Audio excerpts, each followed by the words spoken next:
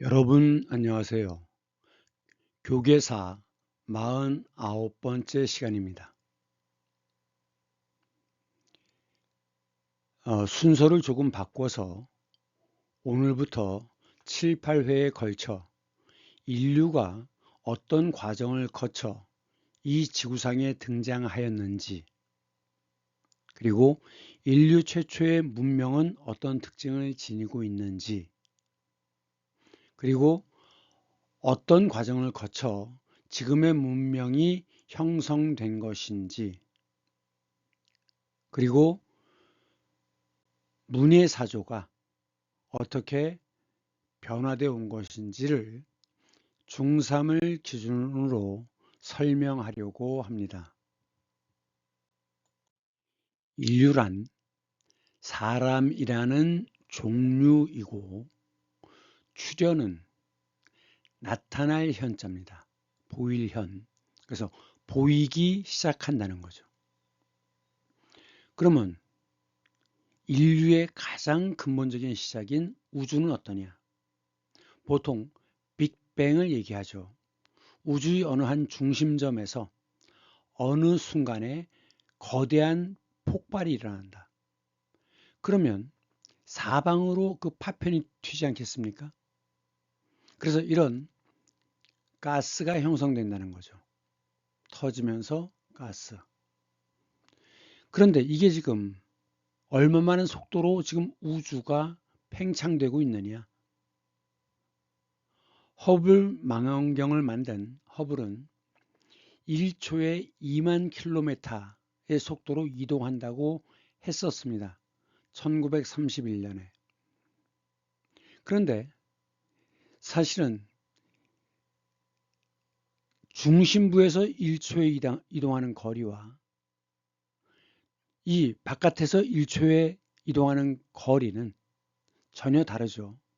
바깥으로 갈수록 훨씬 속도가 빨라지는 거죠. 그래서 중심 분야, 주변 분야에 따라서 다른 속도다. 그런데 지금은 빅뱅의 이론대로 현재 우주는 급속하게 팽창하고 있는 중이다라는 주장도 있지만, 아니다, 수축 중이다라는 주장도 있어요. 무엇이 맞는지는 모르겠습니다만, 결론은 어쨌든 이 우주는 상상이 안 되는 어마어마한 속도로 움직이고 있다는 것이죠. 그런데 왜 우리는 못 느끼느냐? 우리는 지구를 타고 함께 움직이고 있으니까. KTX 같은 경우 굉장히 빨리 달리지만 그 안에 타고 있는 사람들은 이 KTX가 얼마나 빨리 가는지를 느끼지 못하는 것과 똑같은 거죠. 그래서 처음은 우주, 그 광대함, 넓고 큰 것에 대해서 이야기를 하고, 그 다음엔 이 우주, 다른 외계에서는 어떤지 모릅니다. 하지만 지구의 경우에는 언제 생명이 출현했느냐, 그리고 언제 드디어 인류가 등장하게 된 것이냐를 보겠습니다. 보통 그 전문가라고 하는 학자들은 이것이 결론이다라고 단정적으로 얘기하지 않습니다. 왜? 현실에서는 너무나 예외가 많기 때문입니다. 그 많은 예외를 다 따져가면서 설명하는 것은 불가능하죠. 그래서 여기에서는, 이 동영상에서는 명확한 전달을 위해서 단순화, 일반화 시키려고 합니다. 그래서 예외가 많다는 점도 이해하시기 바랍니다. 우선 우주란 한자에서는, 천자문에서는 이것은 지붕의 모습이죠. 이것도 지붕의 모습입니다. 그래서 둘 다 집, 우, 집, 주 이렇게 설명하는데, 두 개를 구분하면 우는 천지사방이라는 뜻입니다. 하늘과 땅, 즉 상하죠. 그리고 사방, 동서남북, 이것을 육합이라고 하는데, 육합. 어쨌든 우는 공간 개념입니다. 공간. 주라고 하는 것은 고금왕래예요. 옛날과 지금이죠. 이것은 시간의 개념입니다. 그래서 우주라는 것은 시, 공간을 합친 개념이에요. 그래서 우주를 영어에서 보면 유니버스라고 얘기하는데 천체란 뜻이죠. 하늘, 그 몸, 전체의 우주를 가리키는 말이죠. 그러면 이제 여기에서 나온 말이 뭐냐? 대학입니다. 대학은 유니버시티라고 하죠. 유니버스, 모든 것이란 뜻입니다. 유니는 하나란 뜻이에요. 하나. 그래서 중성을 유니섹스라고 하죠. 버스는 말입니다. 그러니까 하나로 통일된 어떤 것, 하나의 덩어리, 이것이 유니버스죠. 그러니까 대학이라는 건, 유니버시티는 전체를, 모든 것을 가르치는, 배우는 곳이다. 그래서 유니버시티라고 하는 거죠. 그거와 비교해서 컬리지라는 말을 쓰기도 합니다. 이게 미국과 영국의 경우가 다른데,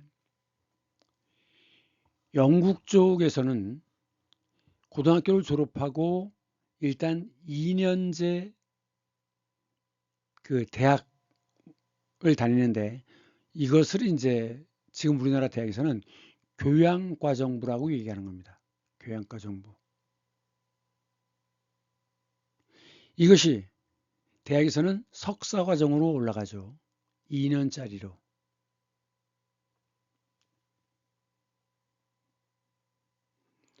그런데 이제 그 미국의 경우에는 초 6년, 중, 고 6년, 대학 4년 이렇게 되기 때문에 우리는 이 체제를 따르고 있는 겁니다. 미국의 체제를 따르고 있는데,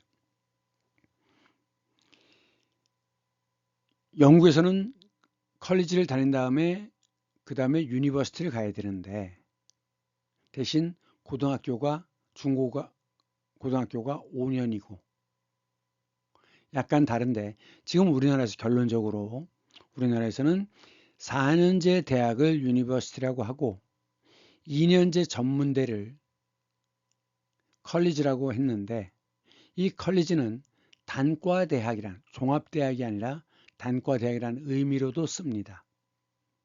그래서 예를 들면 뭐 폴리테크닉 이렇게 얘기하죠. 기계, 기술 쪽만 가르치는 대학, 종합대학이 아니에요. 자, 그럼 이제 천체는 어떻게 생겼느냐? 이렇게 평평한 것이다. 아니다. 중력에 의해서 휘어져 있다. 아니다. 구다. 아직도 결론은 안 나고 있습니다. 그런데 어쨌든 중요한 건 천체는 회전을 하죠. 회전합니다. 피겨 스케이팅에서 그 팔을 벌리고 천천히 돌다가 그 다음에 팔을 안으로 오므리죠. 천천히 돌다가 팔을 안으로 오므리면 소위 각속도라는 게 있는데, 각속도가 같아야 되기 때문에 이 회전이 매우 빨라집니다.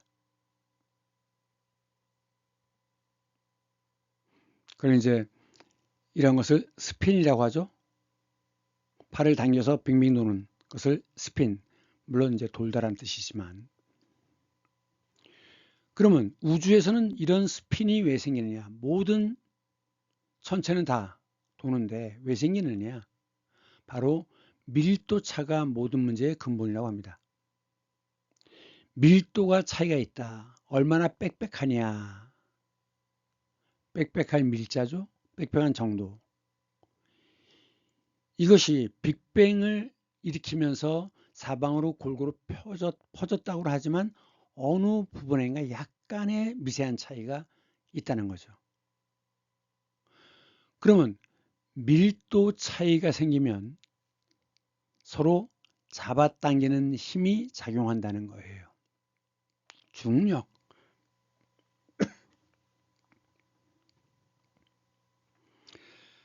그럼 이제 잡아당기는 힘이 생기면 밀도 차가 있으니까 무게 중심이 달라지죠. 그래서 돌기 시작한다는 겁니다. 그렇기 때문에 각각이 다 돌고 있죠. 우주에 존재하는 것들은 다 돕니다. 다 스핀을 해요. 그 이유는 밀도 차이에 의한 중력의 작용으로 돈다는 거죠. 그러면서 속도가 빨라지면 빨라질수록 납작해진다는 겁니다. 납작해진다.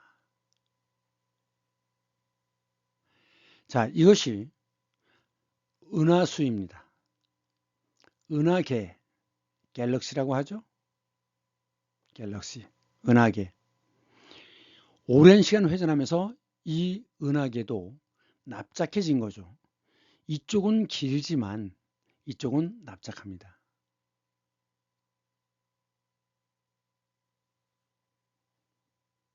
그것은 회전의 결과다라는 거죠. 그런데 터키 메블라나라는 사람이 이 우주의 근본은 회전이라고 보았습니다. 그래서 계속 한 발을 움직이면서 계속 삥삥 돌아요. 그래서 회전이 우주의 원리다 라고 하면서 그것을 춤으로 표현한 것, 이것을 뭐라고 하느냐? 세마라고 합니다. 메블라나 춤이라고도 하고 세마라고도 합니다. 지금 이 춤에서는 이게 태양계를 표현한 것인데 가운데 있는 것이 태양이고 그 다음에 행성들이 지금 돌고 있습니다. 그러니까 이 행성들은 태양 주변으로 공전을 하지만 공전하면서 동시에 자기 자신은 자전을 하고 있죠. 세마, 우주의 원리는 회전이다 라는 겁니다. 그 다음에 아인슈타인의 상대성 이론은 자, 주가 시간 개념이라고 그랬죠. 우는 공간 개념이라고 했습니다. 이 시간과 공간이라는 것이 질량과 에너지, 여기서는 중력이죠. 서로 다른 두 물체가 잡아당기는 힘, 이거에 의해서 굴절된다는 거죠. 그래서 이렇게 직진하는 게 아니라 중력이 큰 곳에는 가까이 당겨져 가지고 굴절이 된다는 겁니다. 중력이 약한 곳은 다시 늘어나고. 이것이 상대성 이론이라고 합니다. 그러면 우주, 유니버스죠. 그럼 이제 아까 사방으로 튀어나가는데 그 중에 한 부분이 바로 밀도차 때문에 중력의 작용으로 덩어리를 짓게 되는데 우리가 살고 있는 것을 뭐라고 합니까? 은하계라고 하죠. 갤럭시입니다. 이 갤럭시라는 말은 그리스어의 갈락토스는 여러분들 생물 시간에 배우게 될 겁니다. 갈락토스, 젖, 우유를 의미해요. 사실은 젖이죠, 젖. 우유는 소우자 아닙니까? 그래서 소젖이 우유입니다. 그래서 서양 애들은 밀크, 젖과 같이 하얀 길이 만들어졌다 해서 이 은하수를 영어로는 밀키웨이라고 하죠. 밀키웨이. 지금 이게 이제 그 우주의 우주를 찍어 놓은 사진이라고 하는데, 지금 이 각각 하나하나가 다 지금 파란색이든 뭐든 이게 다 갤럭시, 은하계라는 거예요. 그러면 이 우리가 살고 있는 은하계와 가장 가까운 갤럭시가 어디랍니까? 안드로메다라고 하죠. 안드로메다. 그래서 이제 이 삼성 핸드폰을 갤럭시라고 하고, 거기에 프로그램 보면 뭐 안드로메다 어쩌고 하는 게 있습니다. 여기에서부터 온 말이죠. 그러면 이렇게 밀도 차이에서 이런 것이 생기기 전에 최초 형태는 어떤 거였겠느냐? 별이 폭발을 하면 이렇게 구름처럼, 가스처럼 생긴답니다. 그것을 별이 만든 구름이라 해서 성운이라고 하고, 별들, 은하계처럼 별들이 모여있는 이 덩어리를 성단이라고 합니다. 단이라는 건 테두리죠. 우리입니다. 우리. 하나로 뭉쳐있는 것. 학생단, 회장단 얘기하죠. 하나의 덩어리. 이것들이 다 각각이 다 성단이라는 거예요. 그러면 그 은하계 속에는 다시 무거운 것 중심으로 뭉쳐가지고 회전을 했는데, 그 중에 하나가 태양계죠. 태양계. 이 양이 해죠. 해. 태양이 해입니다. 그러면 태음은 태양을 대표하는 것이 해라면 태음을 대표하는 것은 달이죠. 그래서 이제 해를 기준으로 날짜를 따지는 걸 태양력, 줄여서 양력이라고 하고, 달을 기준으로 날짜를 따지는 것을 태음력, 달력이죠. 줄여서 음력이라고 합니다. 구정이라고 하는 것은 음력 1월 1일이죠.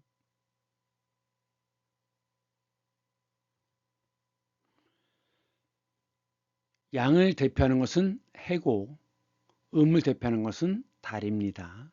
그래서 일월, 오행을 합해서 화, 수, 목, 금, 토. 그래서 일주일의 명칭이 생기는 것이다 라고 말씀드렸습니다.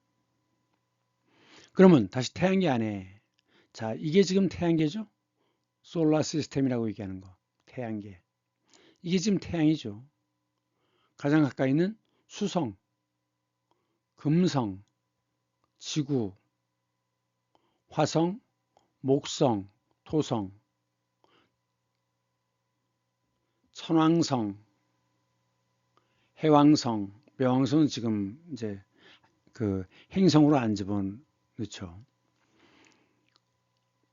자, 그러면 지구죠. 지구.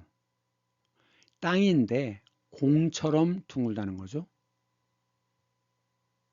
공 구자죠. 공. 그러면 여기에 이 달은 지구 주변을 돌잖아요. 그래서 곁에서 도는 별을 위성이라고 합니다. 그럼 우리가 하늘로 쏘아 올리는 건 뭐죠? 인공, 사람이 만들어서 올린 지구 궤도를 도는, 그래서 인공위성이라고 하죠. 여기서 이제 또 알아야 되는 용어가 항성과 행성입니다. 항은 항상 항자예요. 항상, 늘 상자죠.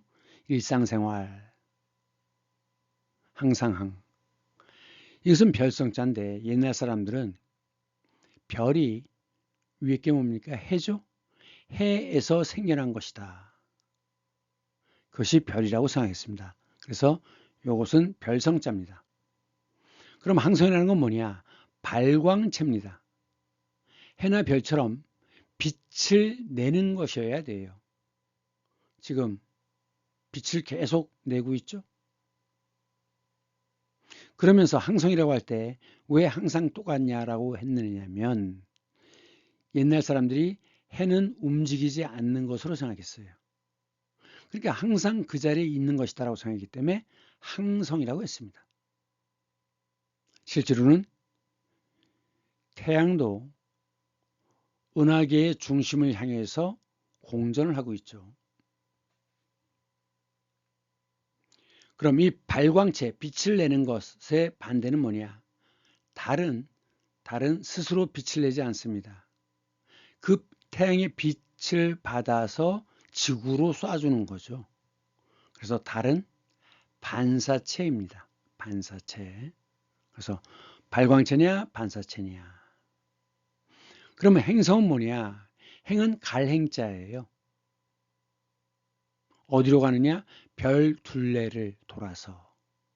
즉 여기서 별은 뭡니까? 태양이죠. 그래서 각자의 궤도에 따라서 도는 것, 그것을 행성이라고 하죠. 우주의 역사를 간단히 보면 유발 하랄이라는 사람이 쓴 빅 히스토리의 내용입니다.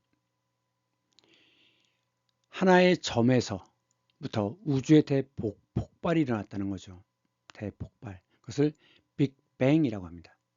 138억 년 전에. 기본적으로 천문학에서는 억 단위예요. 억. 그럼 이제 여기에서 나온 것들을 뭐라고 하느냐?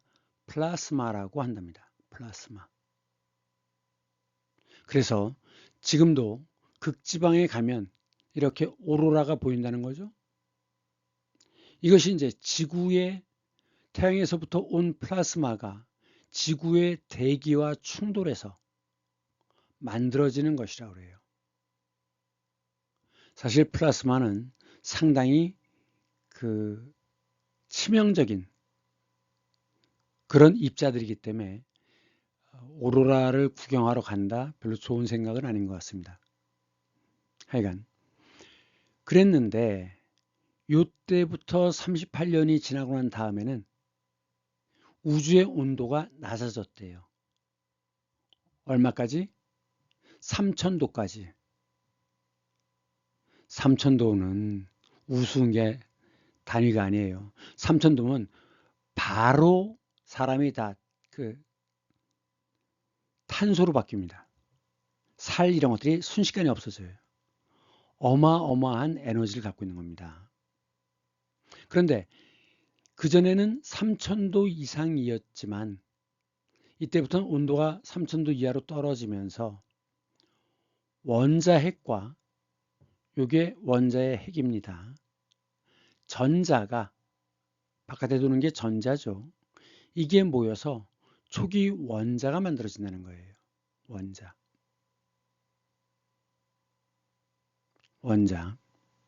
자, 이것이 원자핵. 이 안에는 양성자가 있고 중성자가 있는 겁니다. 그리고 바깥을 도는 것은 전자예요. 그런데 보통은 중성 원자, 즉 마이너스도 플러스도 아닌 중성, 전기성을 지니지 않는 전기의 성질이 없는 그런 원자가 중성 원자인데 이 중성 원자에는 양성자 수와 그 다음에 전기가 없는 중성자 수가 같이 개수가 같다는 거죠. 그럼 이게 지금 중성 원자면 전자가 3개잖아요. 그럼 이 안에 양성자도 몇 개입니까? 3개가 되죠. 마이너스 1, 양성자는 플러스 1이니까 전자가 3개면 양성자에도 양전자가 3개가 있어야 중성이 되죠. 그리고 양성자의 숫자와 중성자의 숫자는 또 같습니다. 그러니까 이 안에는 양성자 셋, 중성자 셋 이렇게 되어 있는 거죠. 그래서 최초의 원자가 만들어진다는 거죠. 이런 작용들이 되는데 이때는 중성 원자만 존재했다는 겁니다. 그래서 이때는 중력의 법칙이 작용되는 물리의 시대라고 얘기를 해요. 고등학교에서는 과학 시간에 나눠서 배우죠. 물리, 물의 이치. 이게 물리죠. 사물 중에서 물, 눈으로 보거나 듣거나 만질 수 있는 거, 물이 작용하는 이치. 뭐가 있습니까? 중력의 법칙이 있죠. 그리고 전기와 자기의 힘이 존재합니다. 이게 물리예요. 그랬는데 약 38억 년 전까지는 요 중성 원자가 계속 있다가 원자보다 큰 분자, 자, 이게 원자의 주기율표예요. 수소, 헤륨, 리튬, 베릴륨, 붕소, 탄소 이렇게 가는 겁니다. 이게 원자죠. 그런데 이 원자들이 합쳐져서 새로 만들어진 것을 분자라고 합니다. 예를 들면 물의 경우에는 산소 하나와 수소 두 개가 결합됐죠. 이것이 분자입니다. 이 탄소로만 쭉 연결되어 있으면 이것은 원자지만 다른 원소와 합쳐져서 새로운 것이 만들어지면 분자인 거예요. 그런데 지금 이 산소와 수소는 이 수소가 플러스 1이에요. 이게 양쪽으로 나란히 있으면 서로 힘이 중화가 되는데 이게 양쪽에 벌린 각도가 104.5도입니다. 그럼 힘이 한쪽으로 쏠리겠죠? 그래서 이것 때문에 물은 극성을 가져요. 극이 뭐냐? 양전자와 음전자입니다. 이것이 양쪽으로 대칭이 되어 있는 게 아니라 한쪽으로 쏠려 있기 때문에 비대칭이 돼서 극성이 나타난다는 거예요. 극성이 이해하기 어려우면 자석의 성질이다 이렇게 이해하시면 됩니다.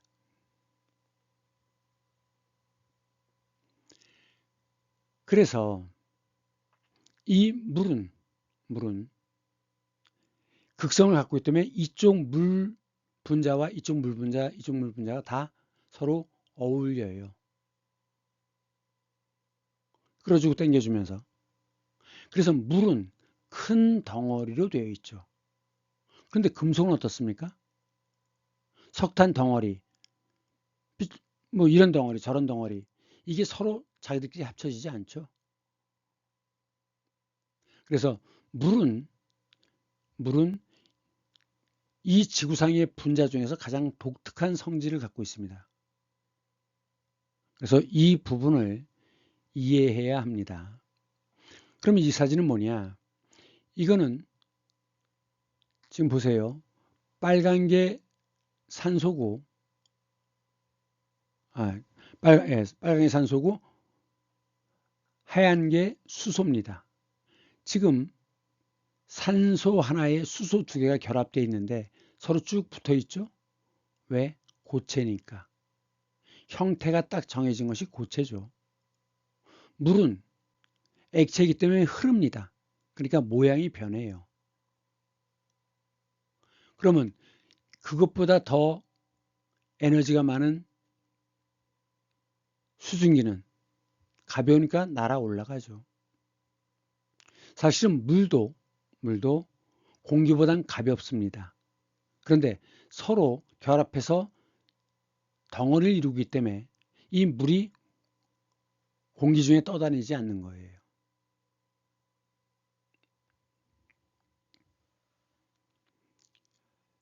그래서 이 38억 년 전까지는 화학의 시대다.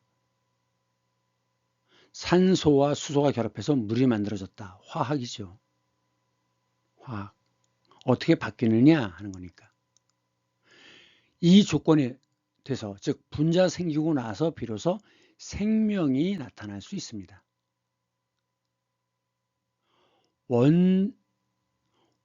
중성 원자 상태에서는, 원소 상태에서는 생명이 만들어질 수 없죠. 이런 것들은 다 뭐라고 얘기합니까? 이런 것들은 무기질이라고 얘기합니다. 무기질. 하지만 생명이 시작되려면 이렇게 탄소 구조를 가져야 돼요. 지금 이것은 탄소는 전자가 6개입니다. 각각의 전자가 하나하나씩 다른 것과 결합할 수가 있어요. 플러스 전자와. 그래서 탄소의 경우에는 육각형, 여기 6번째입니다. 전자가 6개예요. 육각형으로 표시되는 것이고 여기에 다른 플러스가 붙을 수 있는 것입니다. 그래서 사실은 생명체라는 건 이런 것이 수십 조 어깨가 있는 거거든요. 따라서 이렇게 연결되어 있는 고리가 많아야지만 생명이 시작될 수 있는 거예요. 그렇기 때문에 생명의 근본은 탄소라고 얘기하는 겁니다. 그럼 탄소는 왜 중요하냐? 이 탄소가 골격을 잡습니다. 골격을. 다양한 분자 구조를, 지금 이것은 갈락토스고 이것은 글루코스입니다. 서로 붙어 있는 게 달라요. 그래서 무엇이 붙느냐에 따라서 다양한 물질이 만들어지기 때문에 탄소는 다양한 분자 구조를 가질 수 있는 것인데,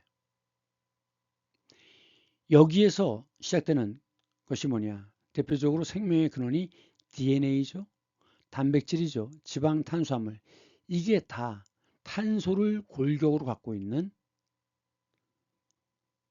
분자들입니다. 자, 골격이라고 얘기했는데 이런 걸 뭐라고 하죠? 이게 도쿄에 있는 그 파리의 그 타워를 흉내내 가지고 동경에도 이렇게 철근으로 타워를 만들었는데 이런 것을 철근이라고 합니다. 또는 철골이라고 그래요. 차이가 뭐냐? 근이 뭡니까? 근은 아킬레스 건, 그 다음에 근육이라고 할 때 여기서는 근육입니다. 즉 알통처럼 살의 덩어리죠. 이게 철근이에요. 그런데 이게 뼈대 역할을 하지 않습니까? 뼈대 역할을 할 때 뼈골자를 써서 철골이라고 합니다. 지금 몇백 미터씩 건물을 올릴 수 있는 것은 바로 이 철골이 있기 때문에 가능해요. 그래서 기본 골격을 이루는 것이 바로 탄소다. 골격.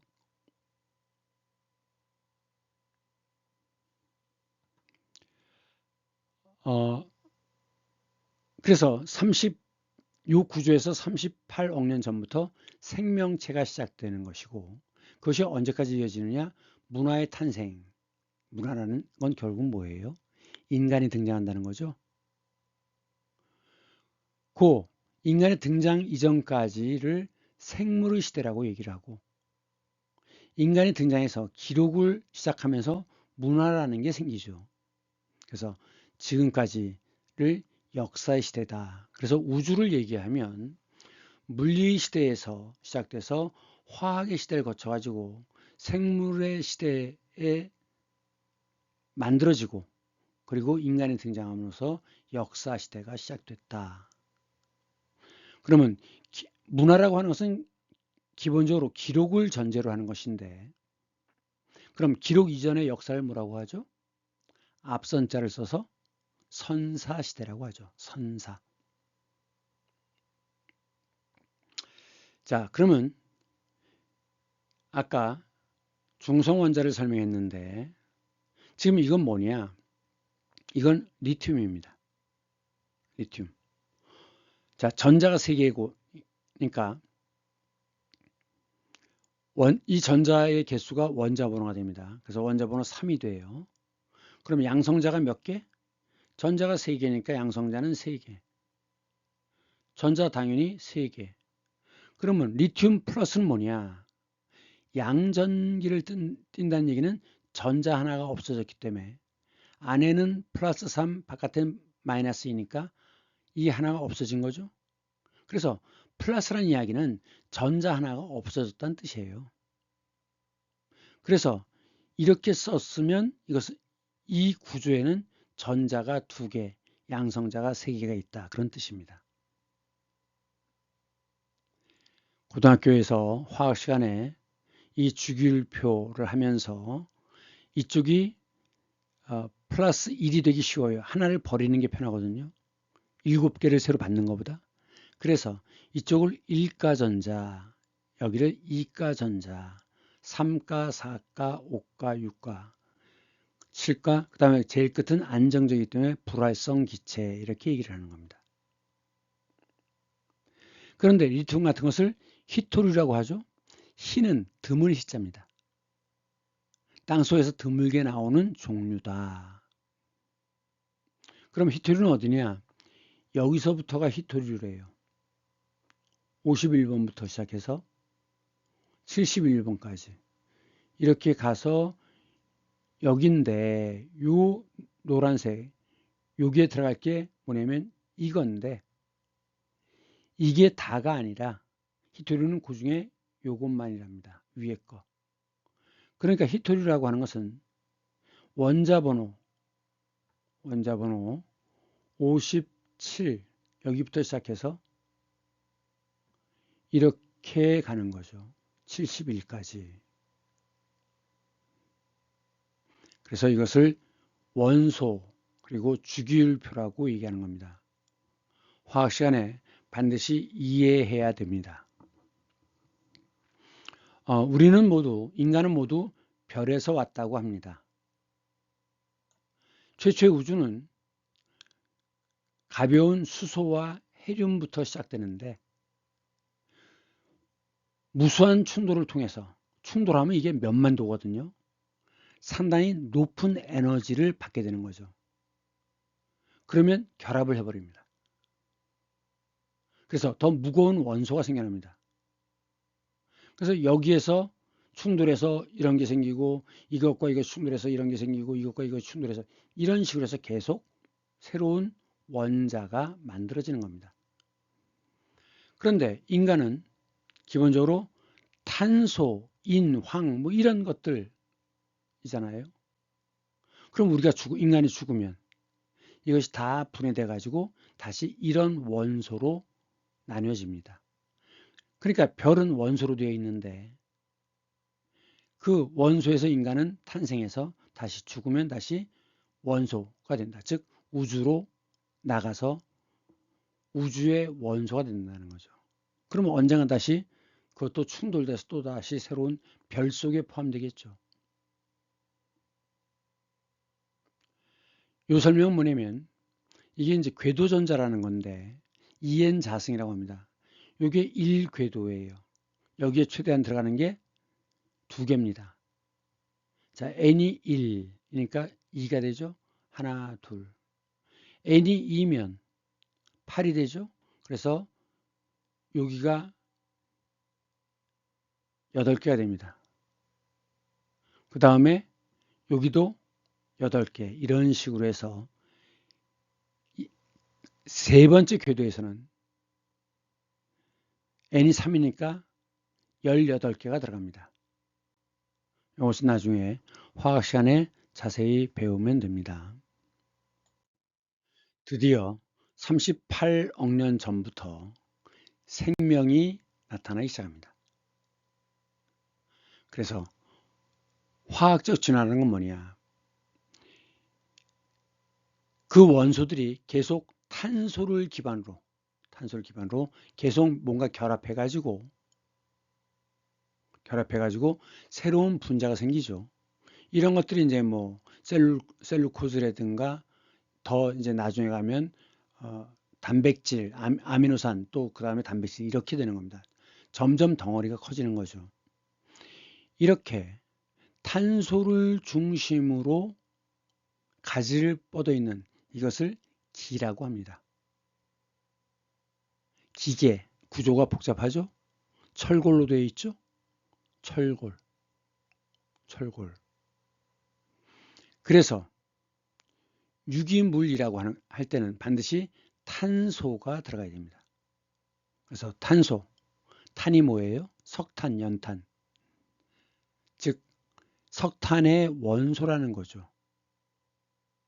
여기에 다른 원소가 결합돼 가지고 복잡한 화합물이 만들어지죠. 그래서 여기에서 이제 뭐 단백질과 핵산 같은 것들이 만들어져요. 이게 핵이죠. 핵. 세포가 있으면 안에 있는 가운데 있는 요 핵, 코어. 그러면서 외부로부터의 침입을 막혀서 이렇게 막이 형성됩니다. 막이. 그러면 이 최초의 이 유기물은 어떻게 만들어졌느냐? 원시 대기 속에는 메탄, 암모니아 같은 것들이 있었는데 번개가 치면 번개는 몇만 볼트잖아요. 그럼 이것들이 결합이 되는 거죠. 결합이 되는 경우가 있죠. 이것이 이제 바닷속으로 떨어져서 위에서 엄청난 수압을 받으면 이것들이 서로 결합을 하는 거죠. 그래서 이런 아미노산이 만들어지고 다시 아미노산이 결합돼서 단백질이 만들어지고 그 다음에 당 종류, 포도당, 단당류, 이당류, 다당류 이렇게 당이 만들어지는 거예요. 그래서 복잡한 화합물을 만드는 과정이 나타난다는 거고 여기에 이제 원시 생명체가 그러면 나타나는데 오판이라는 학자가 코아세르베이트 이것을 얘기했는데 바닷속의 단백질과 핵산, 당류 여기에 물은 아까 극성을 갖고 있다 그랬죠. 극성 전기의 힘을 가져요. 끌어당기는 힘을 갖습니다. 이런 것들이 결합해서 콜로라이드의 입자 상태가 된다는 거죠. 콜로라이드가 뭡니까?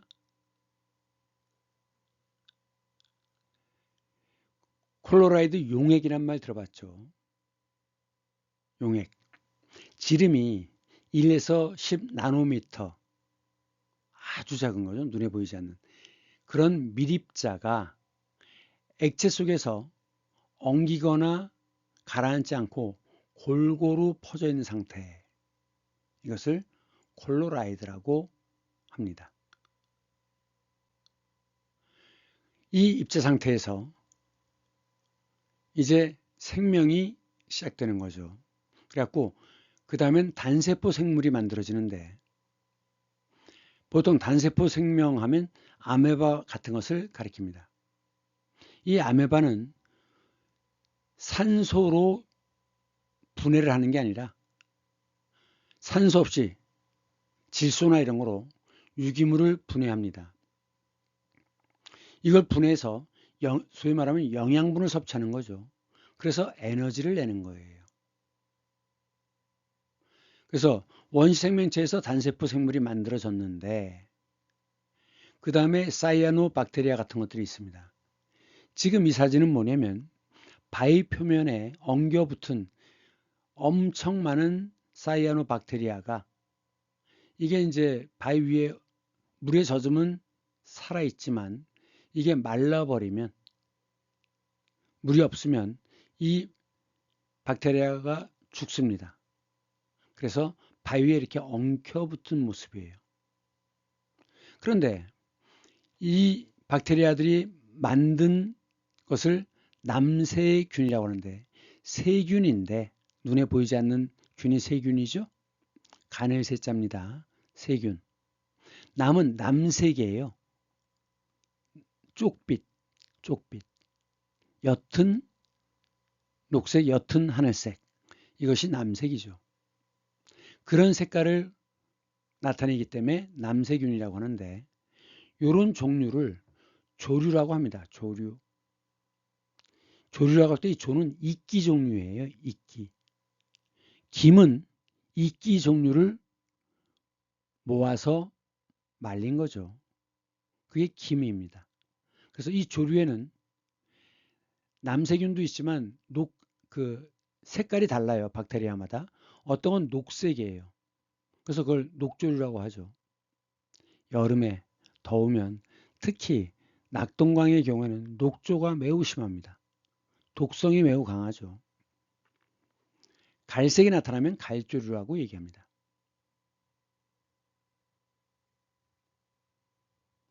그런데 이 남세균 때부터 광합성을 하면서 지구에 산소를 공급합니다. 그전에는 산소가 별로 많지 않았어요. 그런데 이들이 엄청나게 산소를 만들어내서 지구가 산소의 농도가 지금 거의 20% 가까이 되죠. 문제는 이 산소가 너무 많아지면 동식물이 커집니다. 그래서 공룡 같은 것들이 나타나는 거죠. 그러니까 공룡이 살았던 시대는 산소의 비율이 높았던 시기입니다. 그래서 산소를 공급하니까 이걸 가지고 식물들이 광합성을 시작해요. 그래가지고 점점 더 지구는 산소가 증가하죠. 그래서 산소로 호흡하는 것이 가능할 정도로 산소의 양이 많아져요. 우리가 3,000 몇백 메타, 4,000 몇백 메타 올라가면 고산병에 걸리기가 쉽죠. 머리가 띵하고 걷기가 힘듭니다. 산소 호흡을 하려면 대기 중에 산소가 충분히 있어야 돼요. 그럼 왜 산소로 호흡하는 게 중요하냐? 그전에는 질소로 호흡을 했어요.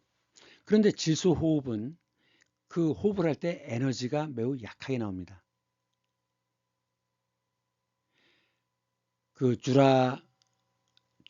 주라기 시대 뭐 이런 옛날 그 영화들을 보면 바닷속에서 동물들이 천천히 느릿느릿 움직이죠. 그것은 질소 호흡을 하기 때문입니다. 그런데 산소 호흡을 하면 폭발적인 힘이에요. 그래서 동물들의 움직임이 매우 빨라집니다. 그렇기 때문에 질소 호흡을 하던 것들은 나중에 다 잡아먹히겠죠. 산소 호흡이 그래서 중요한 겁니다. 높은 에너지를 만들어낸다.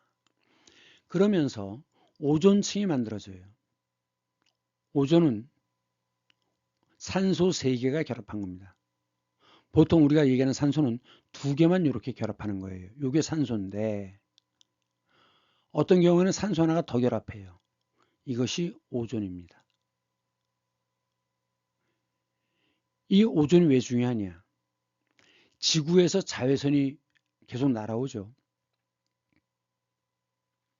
즉 계속 지구에서는 원자폭탄을 계속 맞고 있는 셈이 되기 때문에 생물이 살 수가 없어요. 그런데 이때 만들어진 오존층이 지구의 대기를 바깥을 덮고 있어서 자외선이 지구 내부로 뚫고 들어오기가 어렵습니다. 그래서 생명들이 살아있는 거예요. 자외선이란 보라자자죠. 보라색. 그러니까 햇빛은 빨주노초 파남보인데 보라색보다 더 파장이 짧은 것. 파장이 짧다는 얘기는 투과력이 세다는 것이고 투과력이 세다는 것은 세포를 죽인다는 뜻입니다. 이 보라색보다 더 파장이 짧은 것 바깥에 있기 때문에 그걸 자외선이라고 하죠. 그러면 빨강색보다 더 파장이 긴 거 이것은 뭐라고 합니까? 적외선이라고 해야 되죠. 그래서 적외선, 빨주노초 파남보, 자외선 이렇게 되는 겁니다. 그래서 바로 자외선으로부터 벗어날 수 있기 때문에 동물이 육상으로 진출하는 게 가능해진 거예요. 그전에는 바닷속에만 있었어야 됐습니다. 왜? 자외선 때문에. 그러면서 작은 세포가 큰 세포에 포섭돼요. 그러니까 이 안에 보이는 이런 것들은 원래 바깥에 있던 것인데 잡아먹죠. 얘네들은 둘러싸서 안에다 집어넣습니다. 그런데 얘가 어떤 역할을 해요, 그 안에서. 그러니까 공생을 하는 거죠. 그러니까 이것들이 좀 다 그렇습니다. 안에 들어와서 이 원래 큰 세포와 공생을 하는 거예요. 그래서 이 안에서 어떤 기능들을 해줍니다. 그런 공생관계죠. 그래서 이렇게 다양한 구성요소, 미토콘드리아 엽록체에서 다양한 구성요소를 갖고 있는 이것을 진짜 핵이다. 그래서 이런 세포를 진핵세포라고 합니다. 동물세포라고 되어 있죠? 진핵세포. 그리고 얘네들은 외부로부터의 적을 막기 위해서 막으로 둘러싸여 있어요. 그것에 비해서 식물세포는 막이 아니라 벽으로 되어 있어야 되죠. 왜? 높이 올라가야 되니까. 그래서 동물세포의 막과 식물세포의 벽은 다릅니다. 자, 그래서 이 과정을 거치면서 드디어 진핵세포가 등장하고 그 다음에 하나의 세포가 아니라 이 세포와 세포가 결합한 것, 다세포가 됩니다. 그래서 다세포 동물이 등장해요. 그리고 아까 얘기한 것처럼 이제 자외선이 차단되면서 육상으로 진출하죠. 언제부터? 5억 년 전부터. 가능한 것은 바로 오존층 때문이었다. 그래서 바다에 있던 어류가 육지로 올라와요. 근데 피부가 얇기 때문에 오랫동안 바깥에 있을 수가 없습니다. 수분이 다 증발해 버리니까. 그래서 피부가 마르면 다시 물속에 들어가야 돼요. 그럼 얘는 물에 있다가 육지로 왔다가 이렇게 양쪽에서 사는 거죠. 살서자입니다. 물과 육지 양쪽에서 사는 종류이기 때문에 양서류라고 해요. 개구리, 두꺼비 이런 것들이 다 양서류입니다. 양은 둘이죠. 문반과 무반 앞에서 양반, 둘이란 뜻이죠. 양쪽에 산다. 식물의 경우에 그 무리를 이루어 사는 것을 군서라고 합니다. 군서, 무리를 이루어서 산다. 그 다음에 살고 있는 것이 어디냐? 서식지라고 얘기하죠. 살다란 뜻이에요. 그러면 여자 형제가 있을 때 아닙니다. 옛날에 이제 여자들은 출가 외인이고 남자들, 아들들은 같이 살았죠. 그러면 이제 그 며느리들이 들어오지 않습니까? 그럼 며느리들은 원래 딴 데 살았다가 어떻게 돼요? 같은 곳에 살게 되는 거죠. 그래서 뭐라고 부릅니까? 동서라고 부릅니다. 동서, 같을 동. 그 다음에 이 파충류에서 파는 기어가다란 뜻이에요. 뱀 이런 종류. 그러다가 기어다니다가 나중에 2발짜리 공룡이 나오죠. 어쨌든 다 파충류인데 특징이 뭐냐? 얘네들부터는 조류부터는 체온이 일정합니다. 항온동물인데 얘네들까지는 변온동물이에요. 온도에 따라서 주변의 온도에 따라서 체온이 같아지는 거죠. 그렇기 때문에 파충류인 악어는 아침이 되면 힘이 없어요. 왜? 햇빛을 못 받았으니까. 그래서 모래사장에 나가서 햇빛을 받은 다음부터는 사납게 움직이기 시작합니다. 파충류까지는 변온동물이다. 그런데 지구에서 화산의 폭발 등등 해가지고 굉장히 서식 환경이 힘들어집니다. 어려워져요. 그리고 나무들이 다 말라 죽고 큰 동물들은 그 당시에는 공룡의 시대였죠. 큰 것들은 살아남을 수가 없어요. 그러니까 두더지 같은 작은 것들, 작은 공룡이 땅속으로 기어 들어갑니다. 그리고 얘네들은 조금만 먹어도 살아요. 그러니까 무서우니까 밤에만 살짝 돌아다니면서 먹이를 찾는 이런 작은 공룡이 결국은 포유류가 되는 겁니다. 포는 먹을 포자예요. 무엇을 먹습니까? 젖을 먹어요. 그래서 그런 종류 젖먹이 동물을 포유류라고 하는 거죠. 그러면서 또 한편으로는 이 파충류, 공룡에서부터 새가 나왔다고 봅니다. 새. 비둘기라든가 이런 것들 사람이 다가가면 웬만하면 날지 않습니다. 그냥 걸어서 도망가요. 왜? 급할 때만 나는 거거든요. 나는 데는 굉장히 많은 에너지가 들어갑니다. 그러니까 이 조류는 처음에 조류는 공룡처럼 깃털이 있었을 거라고 봅니다. 급하니까 계속 빨리 뛰어가다가 자꾸 오랜 시간이 걸치면서 이 깃털이 점점 더 돌연변이를 일으켜 가지고 날아갈 수 있는 것으로까지 바뀌었다라고 보는 거죠. 그 다음 이 조류는 동음 이의어죠. 이것도 마찬가지입니다. 조류. 이 조류는 조수간만의 차 알죠? 조수는 밀물입니다. 그래서 밀물과 썰물에 의해서 물의 해변가의 높이가 달라지는 것, 이것이 조류고, 해류라고 하는 것은 일정한 방향으로 흐르는 것을 해류라고 합니다. 조류와 해류는 달라요. 드디어 인간이 이제 등장할 시점입니다. 인류의 등장. 이 등은 오를 등자고 장은 장소란 뜻이지만 여기서 뭐냐? 무대, 연극 무대를 가리키는 겁니다. 그래서 무대 위에 올라가는 것, 이것이 등장이에요. 그래서 등장 인물이라고 얘기하는 거죠. 이 장은 무대를 가리키는 말입니다. 그러면 처음에 오스트랄로피테쿠스 뭐 이렇게 되는데 직립보행부터를 그 인간의 조상으로 보는 거죠. 침팬지는 인간의 조상이 아니죠. 직계가 아닙니다. 그럼 이렇게 직립을 하게 됐다는 얘기는 뭐냐? 왜 직립을 했느냐? 아프리카 사바나 지역에서 풀이 무성하기 때문에 이 나무에서 내려온 원숭이는 주변을 경계해야 되잖아요. 하이에나가 사자가 달려들지 모르니까.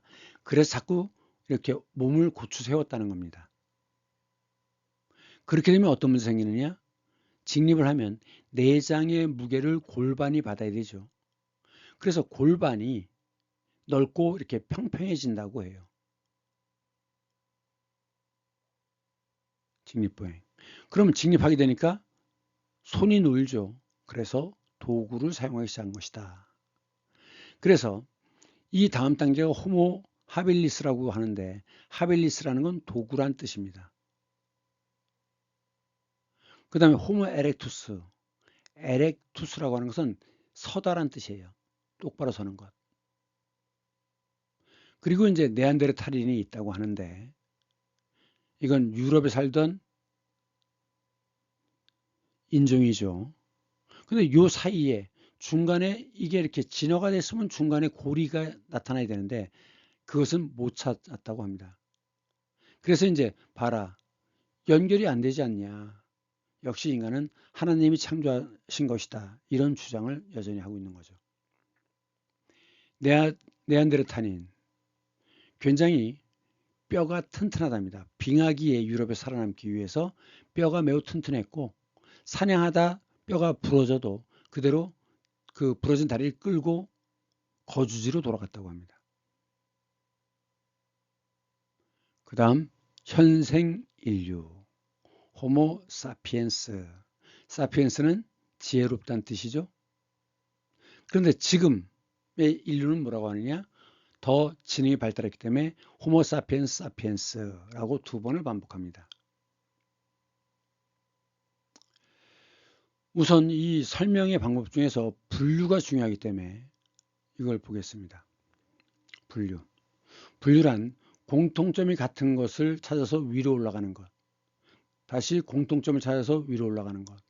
공통점을 찾아서 위로 올라가는 것. 공통점을 찾아서 위로 올라가는 것. 이것이 분류입니다. 그렇기 때문에 여기가 종이잖아요. 종이 모여서 속이 되고 속이 모여서 과가 되고 과가 모여서 목이 되고 목이 모여서 강이 되고 강이 모여서 문이 되고 문이 모여서 개가 됩니다. 개는 세 가지가 있죠. 뭡니까? 이것들은 다 보고 듣고 만질 수 있는 것이기 때문에 물이에요. 그래서 개를 얘기할 때는 동물, 식물, 광물 이렇게 세 가지로 얘기하죠. 그럼 동물은 다시 어떻게 나눠집니까? 척추동물문, 무척추동물문 이렇게 나뉘죠. 예. 그 다음 종과 관련해서 아종이란 말이 있는데 아는 버금, 아자입니다. 열대, 아열대, 열대만큼 덥진 않지만 비슷한 둘째란 뜻이죠. 버금, 둘째.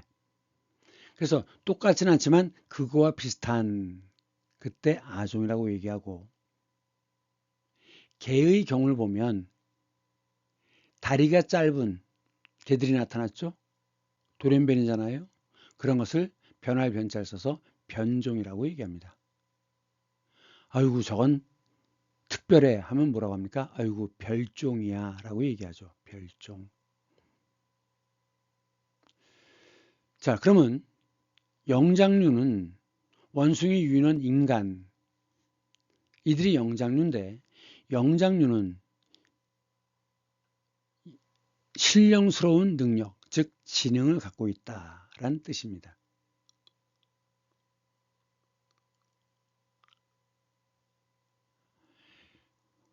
그리고 이들은 주로 나무에 살면서 견과류를 먹었던 종이에요.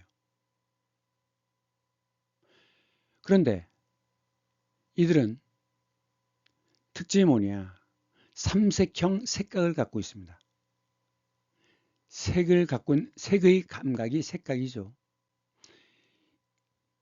이들은 포유류 중에 이 영장류는 레드, 그린, 블루 이렇게 세 가지 색을 느낄 수 있는 감각세포를 갖고 있어요.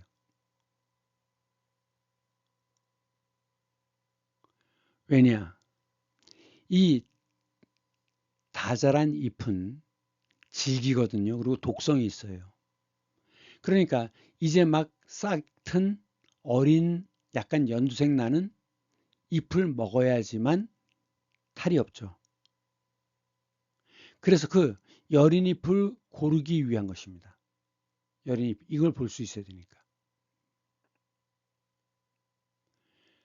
그리고 이것이 이 중에 이 세 개 중에 어느 하나 또는 두 개가 없으면 생맹이라고 하죠. 그래서 이런 검사하잖아요. 이게 안 보이면 빨간 생맹이다. 푸른 생맹이다. 연두 생맹이다. 뭐 이렇게 얘기를 하는 거예요. 맹은 눈멀 맹자죠. 그래서 생맹 검사를 할 때 요걸 씁니다. 그 다음에 지난 시간에 얘기했지만 점유법이 있었죠. 인간도 원래 이렇게 세 가지 색으로 사물을 인식하기 때문에 색깔을 인식하기 때문에 차라리 이 세 가지 색만 쓰는 것이 훨씬 더 현실과 가깝게 보인다라는 겁니다. 그것이 점묘법이에요. 점으로 묘사하는. 주의해야 될 거. 가까이 보면 이상합니다. 멀리 떨어져서 봤을 때 훨씬 더 사실적으로 느껴지는 거예요. 이 점묘법은 인상주의의 한 갈래로 등장합니다. 그리고 이 영장류는 나무 타기에 적합해요. 맹수를 피하려면 나무에서 나무로 이동해야죠. 그래서 그 엄지와 꼬리로 엄지를 굽힐 수 있어요. 다른 동물은 이게 안 되죠. 엄지를 못 구부립니다. 그리고 꼬리가 있어서 꼬리로도 나무에 매달릴 수 있어요. 영장류인데 유인원은 인원이 뭡니까? 사람과 원숭이죠. 사람과 원숭이 종류에 들어간다는 겁니다. 다만 사람이 들어갔으니까 사람은 꼬리가 없죠. 그래서 영장류 중에 꼬리가 없는 것이 유인원입니다. 그 다음에 원인류라고도 해요. 이건 뭐냐? 원숭이와 인간의 중간 형태라는 거죠. 중간 형태. 또는 원래 이 인간의 원래 형태다. 원래 형태다. 여기부터 보는 겁니다. 여기서부터 인간과 좀 많이 비슷해요. 그래서 에렉투스라는 게 일어서다라는 뜻이라고 했죠? 서다. 그래서 직립 원인입니다. 똑바로 선 원인. 그래서 뭐 베이징 원인 어쩌고 할 때 원인은 이걸 써야 되는 겁니다. 요거예요. 그 다음에 이제 인류 원숭이와는 무관하게 인류인 것은 맞아요. 그런데 아주 옛날에 살았던 인류, 네안데르탈인부터입니다. 여기부터.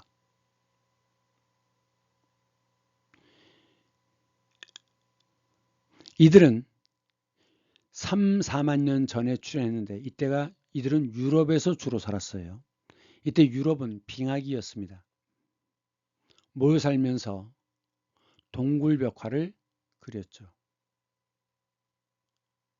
그리고 이제 이 베이징에서 발굴됐기 때문에 베이징 원인 이렇게 얘기하는 것처럼 프랑스 크로마뇽이라는 곳이 있습니다. 거기서 발견됐기 때문에 크로마뇽인이라고 얘기하는데 이들은 동굴 벽화를 그리고 종교를 가졌어요. 종교. 그래서 생산과 풍요를 비는 그런 종교를 가졌습니다. 자, 지금 이것을 보시면 이 벽화를 보시면 우선 수치로 이 윤곽을 검은색 윤곽을 그리고 그 다음에 물감을 발랐는데 지금 동굴 안이 우툴우툴하잖아요. 그래갖고 바위의 그 우툴우툴한 부분을 활용해서 이 3차원 효과를 누렸어요. 그러니까 저도 가보진 않았지만 가본 사람들은 살아있는 소 같다고 해요. 이것도 역시 다른 종류의 그 알타미라 동굴 벽화입니다. 알타미라 동굴 벽화. 스페인 북부 쪽 알타미라 후기 구석기 시대라고 하는데 대략 15,000년 전쯤에 그린 그림이다 라고 봅니다. 그래서 이런 그림들을 그렸다. 왜 그랬을까? 고대인들은 말과 그림 이런 것은 그 자체가 바로 현실이라고 생각을 했답니다. 옛날에 천연두라고 하지 않고 왜 마마라고 그랬어요? 천연두라고 자꾸 입에 올리면 천연두가 자기 부르는 소리를 듣고 쫓아온다는 거죠. 그럼 병에 걸리잖아요. 그러니까 극진히 높게 불러서 잘 봐주세요 이런 뜻이죠. 마마라고 부름으로써 현실화되지 않기 위한 것입니다. 그럼 이런 그림을 그린 이유는 바로 동굴 안에 늘 들소고기가 먹을 것이 식량이 있다는 뜻이겠죠. 그래서 이 그림과 말로서 현실을 이뤄낸다라는 의미로 보여지고 요건 뭐냐? 손바닥이죠. 손바닥. 지금도 어떤 그 유명 문화재가 있는데 꼭 자기 이름을 쓰고 가는 인간들이 있죠.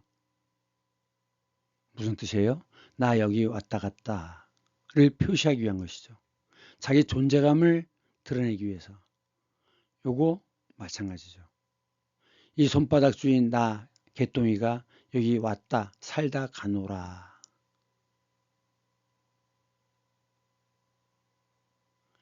말하자면 자기 존재 증명이에요. 이것은 라스코 동굴인데 이 라스코 동굴은 프랑스에 있는 것입니다. 지금 말이죠. 말 참 잘 그린 것 같아요. 검은색은 역시 숯을 이용했을 테고, 그 다음에 물감을 종류를 다른 걸 썼겠죠. 근데 여기서 보면, 자, 화살이 자국이 있어요. 그리고 여기는 보면 그 함정, 가두기 위한 함정 같은 것이 있습니다. 그러니까 바로 이 그림은 이 말을 사냥해서 잡은 것이고, 항상 우리 동물 안에는 이 말고기가 있다, 있기를 바란다 라는 뜻이겠죠.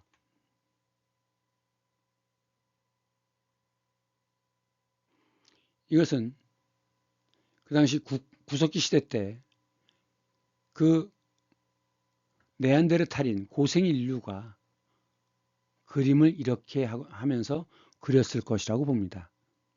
지금 이것은 물감을 입에다 머무고 있다가 파이프를 통해서 훅 부는 거예요. 그래갖고 물감이 잘 묻도록 하는 거죠. 여기다 지금 물감을 준비하고 있고 곳곳에 그림을 그려놓고 있습니다. 그 다음에 드디어 현생 인류죠. 현생 인류, 지금 살고 있는 우리의 바로 직계 조상인 현생 인류, 호모 사피엔스 사피엔스라고 부르죠. 이것은 발렌도르프의 비너스라고 하는데, 발렌도르프는 독일에 있는 지역 이름입니다. 지금 머리는 구체적으로 묘사하지 않고 그냥 둥글게 표시했어요. 그리고 이 큰 젖과 엄청난 허리, 그리고 포동포동한 허벅지, 그리고 이것은 지금 이게 사실은 손바닥 크기에 들어가는 진흙으로 만든 인형이에요. 지금 여기 보면 자궁이 지금 벌어지고 있는 모습이죠. 그러니까 이건 무엇을 의미하느냐? 생식과 풍요를 의미하는 겁니다. 그러면 손바닥 크기라는 건 뭐냐? 늘 몸에 갖고 다녔다는 거죠.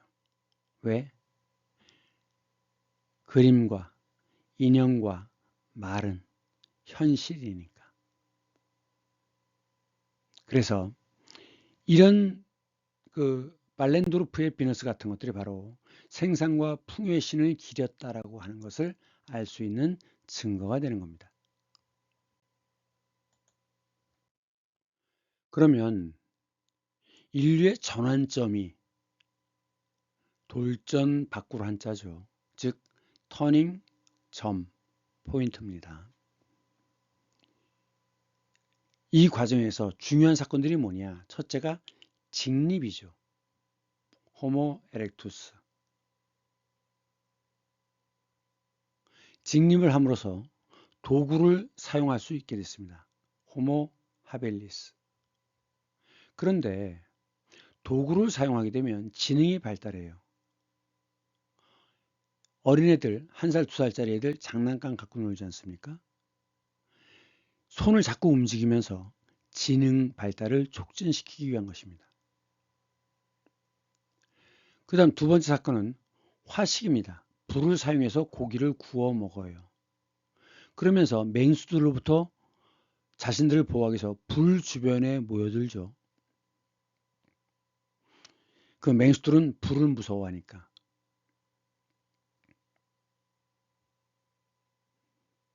그러면서 공동체 의식이 발달되기 시작했다는 겁니다. 우리는 하나다. 우리가 남이가. 우리는 하나다. 그런데 화식을 하는 게 왜 중요하냐? 자, 지금 보면 사자들은 사냥이 끝나고 포식을 한다면 다 누워서 잠을 잡니다. 왜? 생고기는 소화 흡수하려면 8시간이 걸린대요. 그러니까 소화 흡수하기 위해서 피가 전부 다 위로 가겠죠? 그러면 머리에 피가 부족하죠? 그러면 멍하죠? 졸립죠? 그래서 얘네들은 자요. 하지만 화식을 하면서부터는, 화식을 하면 2시간이면 소화 흡수가 거의 다 끝납니다.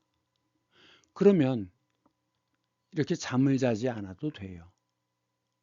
그러면 의식이 깨어있는 상태에서 뭔가 자꾸 생각할 수 있는 거죠.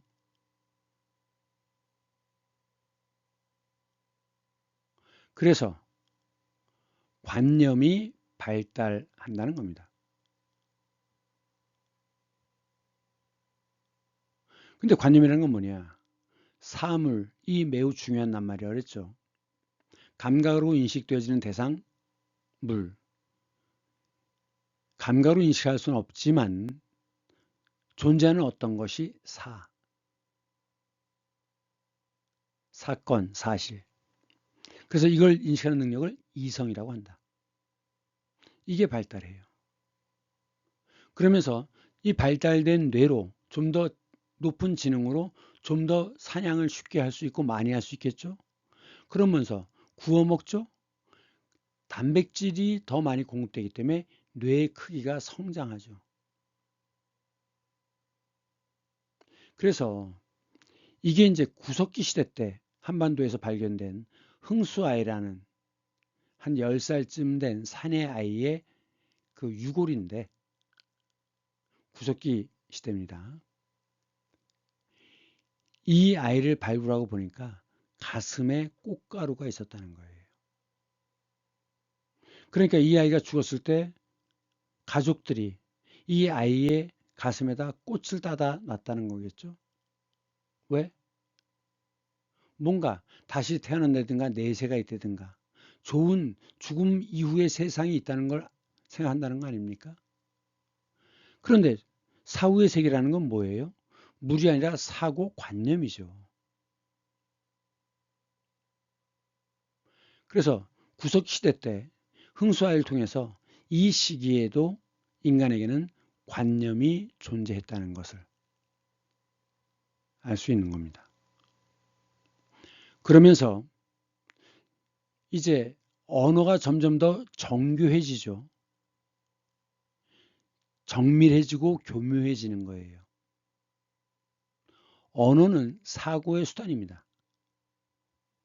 어린애가 혼자 놀 때, 로봇가 놀 때, 아, 악당한테 잡혔네, 유치장에 갇혔네, 그럼 어떻게 도망하지? 지금 힘이 없어. 아까 숨겨둔 뭐 초콜릿이 있지. 초콜릿을 먹고 힘내서 그 철조망을 부수고 나가야겠다. 이렇게 애가 혼잣말 하면서 놀고 있습니다. 그러니까 어떻게 해야지? 이렇게 해야겠구나 하고 대화하듯이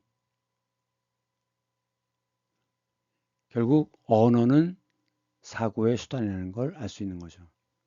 점점 나이가 들면서 말 없이도 머릿속에서 생각할 수 있는 능력이 생기는 거예요.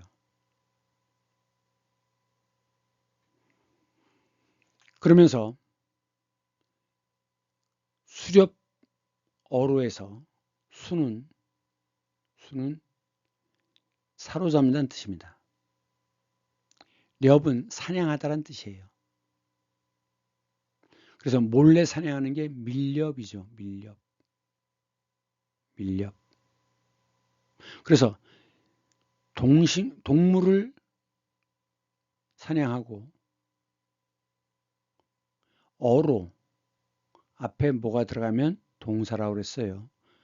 오른쪽은 물고기 어지만 삼수변이 들어가면 뭐가 더 들어가면 고기 잡을 어자입니다. 물고기를 잡는다는 거죠. 노동이란 뜻인데 손이 들어가면 일하다란 뜻이에요. 그러니까 물고기를 잡는 일이 어로입니다.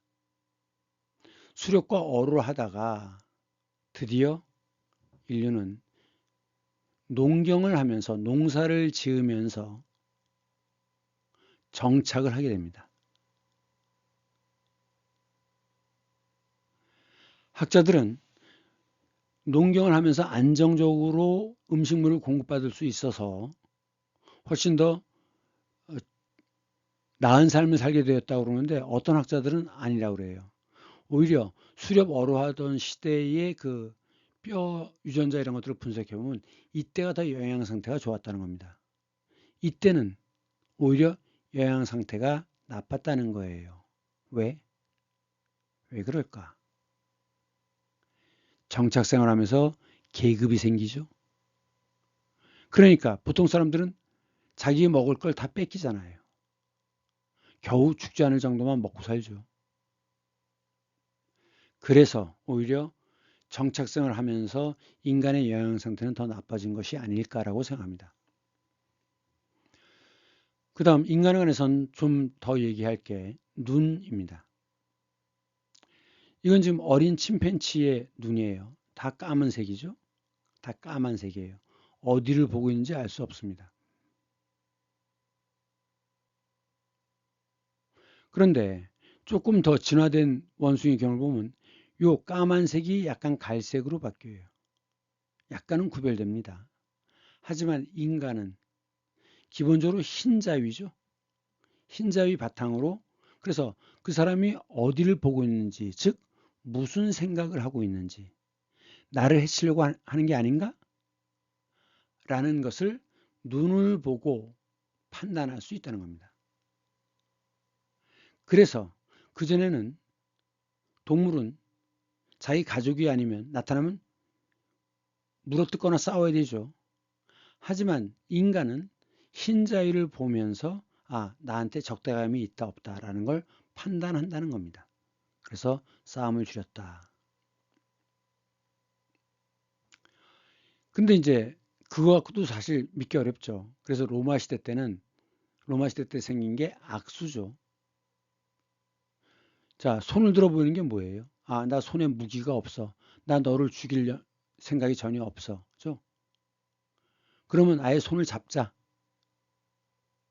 그래서 칼을 쥐는 쪽의 손을 가지고 악수를 하는 거죠. 악수. 그래서 악수라는 건 반갑다는 뜻이 아니라 사실은 너에 대해서 적대감이 없어를 표현하기 위한 수단이었다고 해요. 그런데 또 한 가지 특이한 점은 빙하기가 되면서 그러면 이제 먹이가 부족하니까 동물들도 적어질 거 아닙니까? 그래서 굉장히 먹고 살기가 생존하기가 힘들었는데 이때 유럽에서는 아시아는 빙하기가 끝났지만 유럽은 여전히 빙하기였다고 그래요. 그래서 여자들이 그 사냥꾼인 남자한테 먹이를 얻으려면 뭔가 좀 달라야 되잖아요. 그래서 눈동자의 색깔이 변하고 머리카락의 색깔이 변해지기 시작했다는 겁니다. 그래서 빙하기에 살던 그 유전자들은 다 눈과 머리카락의 색깔이 검은색이 아니죠. 그것은 바로 이 색깔은 빙하기 유럽에 살던 인간들의 너무나 힘든 삶을 반영한 결과라고 봅니다. 미안합니다. 오늘도 또 1시간 20분이 넘었네요. 이 각각을 따로따로 하기에는 너무 앞뒤가 연결이 안 되기 때문에 그냥 쭉 진행할 수밖에 없었습니다. 이해하시죠? 그래서 오늘은 우주의 발생과 지구에서는 언제부터 생명이 출현했는지, 어떤 특징을 갖고 있는지, 그리고 현재 지구의 지배자, 인류는 어떻게 살아왔는지를 보고 다음 시간부터는 농업혁명과 그 다음 가장 오래된 문명, 메소포타미아와 이집트 문명을 보겠습니다. 자, 오늘 대단히 수고 많았습니다. 다음 주에 다시 만나요. 안녕.